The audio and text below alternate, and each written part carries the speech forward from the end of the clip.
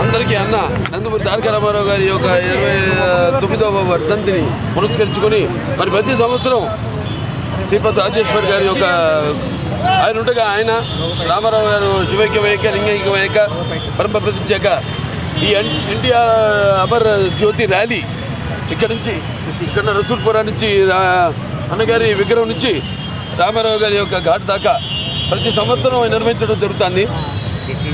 దానికి ఆ తర్వాత శ్రీపతి రాజేశ్వర్ గారి తర్వాత ఆయన కుటుంబ సభ్యులు కూడా దీన్ని కొనసాగిస్తూ ఈ యొక్క కార్యక్రమాన్ని తలపెట్టడం అందరం ఎంతో హర్షించదగ్గ విషయం. ఎందుకంటే శ్రీపతి రాజేశ్వరరావు గారు నాన్నగారు తిరుగు రామారావు గారి గురించి చెప్పుకుంటారు. మా చిన్నాన్నగారు రామలక్ష్మణులని. ఆ తర్వాత తెలుగుదేశం పార్టీ పుట్టి శ్రామికుడి చెమటల్లో నుంచి, కార్మికుడి కరిగిన కండరాల్లో నుంచి, రైతన్నల రక్తంలో నుంచి, అలాగే నిరుపేదల కన్నీటి నుంచి, అలాగే కష్టజీవుల కన్నీటి మంటల్లో నుంచి, అన్నార్థుల ఆక్రందనలో నుంచి పుట్టింది తెలుగుదేశం అని ఆ నినాదంతో, అలాగే తెలుగుదేశం పిలుస్తుందిరా కదిలిరా అని ఆ ప్రపంచంతో మళ్ళీ ఒక రికార్డు స్థాయిలో పార్టీ స్థాపించిన 9 నెలలకే అధికారాన్ని చేజిక్కించుకోవడం. అప్పుడు ఆయనకి చలనచిత్ర పరిశ్రమ నుండి కూడా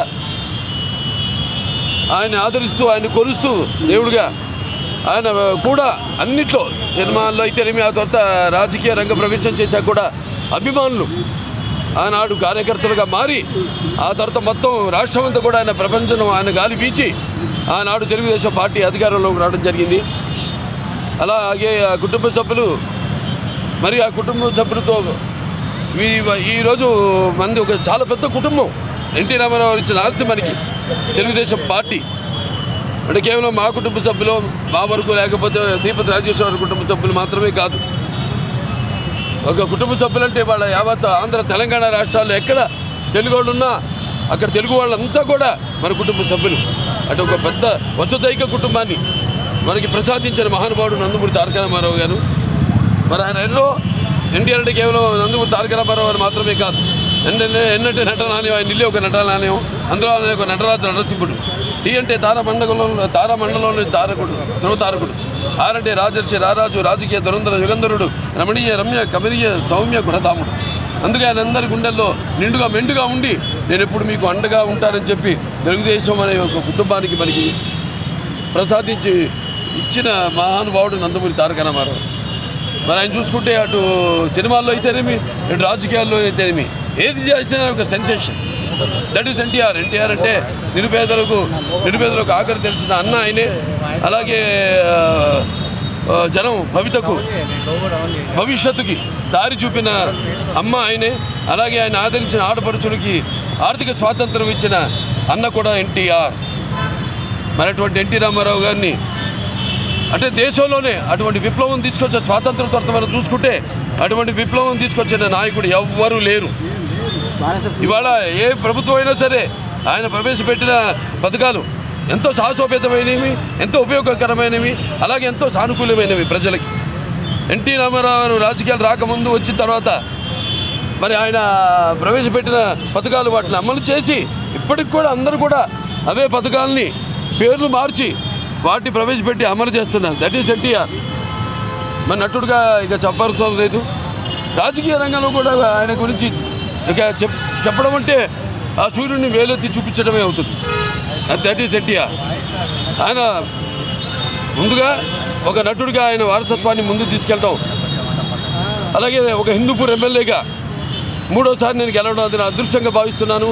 సినిమా ఈ ప్రపంచంలో కూడా మొన్న విడుదలైన సినిమా అంతా ఆయన పుణ్య దంపతులు, తల్లిదండ్రులు ఇద్దరు కూడా వాగర్తావు సంపర్తావు, వాగర్త పతిపతే జగత పితరం అందే భారతీ పరమేశ్వరం అంటాం. నాకు అంటే మాతృపార్థన అంటే నా గాయత్ర పరమంతన మాతృపర దేవత నానే పరత శ్రత నానుతాత్ పాతకం పరం పితృప్రార్థన యస్వత్ పార్థివదయా ప్రాతుర్భూతుని భక్తి గురుణ సంతుల మాంసి శాస్త్రం తస్మై సర్వజ్ఞ మూర్తే పిత్రే. అటువంటి పుణ్య దంపతులకి బిడ్డగా పుట్టడం నా పూర్వజన్మ సుకృతంగా భావిస్తున్నాను. అలాగే నేను చెప్పినట్టు ఇంతకుముందు ఇది ఒక పెద్ద కుటుంబం ఇవాళ తెలుగుదేశం అన్నది. నాకు ఎంతోమంది నా అన్నలు ఉన్నారు, తమ్ముళ్ళు ఉన్నారు, ఎంతోమంది అక్క చెల్లెళ్ళు ఉన్నారు. ఇవాళ మొత్తం అందరూ ఒక వైద్యుక కుటుంబంగా ఇవాళ ప్రతి సంవత్సరం ఆయన జయంతి కానీ లేకపోతే ఆయన వర్ధంతిని కానీ అందరూ జరుపుకోవడం, అది మన ఒక పండగల్లో ఒక పండగగా ఈనాడు మరి ఆయన ఈ వర్ధంతి సందర్భంగా ఆయన్ని తలుచుకుంటూ ఆయన చేసిన ఎటువంటి ప్రయోజనాత్మకమైన ఏవైతే పథకాలన్నీ తీసుకొచ్చారో బడుగు బలిగిన వర్గాలకి, వెనుకబడిన తరగతుల వారికి, పీడిత కులాల వారికి అయితేనేమి, ముఖ్యంగా మనం చూస్తాము కూడు గుడ్డ కిలో బియ్యం 2 రూపాయలు కూడా అయితేనేమి, అలాగే చేనేత కార్మికుడికి పరోక్షంగా ఈ చేనేత వస్త్రాలను చీర దోవతి ప్రజలకు అందించడం, సగం ధరకి అందించడం అయితేనేమి, లేకపోతే పక్కా ఇళ్ళు, కాంక్రీట్ ఇళ్ళు కట్టించి ఇవ్వడం అయితేనేమి, అలాగే ఎన్నో చెప్పుకుంటూ పోతే ఎన్నెన్నో ఆయన మహత్తరమైన కార్యక్రమాలు. మరి ఆయన ఆదరించిన ఆడపడుచుల కోసం తండ్రి ఆస్తిలో సమాన హక్కు ఇవ్వడం అయితేనేమి, లేకపోతే వారి కోసం ప్రత్యేకమైన పద్మావతి యూనివర్సిటీని తిరుపతిలో స్థాపించడం అయితేనేమి, ఇలా ఎన్నెన్నో అభినవ భగీరథుడు నందమూరి తారక రామారావు గారు. ఒక హెచ్ఎన్ఎస్ఎస్ అయితేమి, లేకపోతే గాలిరి నగరు అయితేనేమి, లేకపోతే ఒక తెలుగు గంగ అయితేనేమి, ఆయన మానసిక పుత్రికలు, ఇవన్నీ అభినవ భగీరథుడు. ఆయన రంగంలో అయితేనేమి, ఒక రాజకీయ రంగంలో అయితేనేమి, ఆనాడు ఎన్డీఎఫ్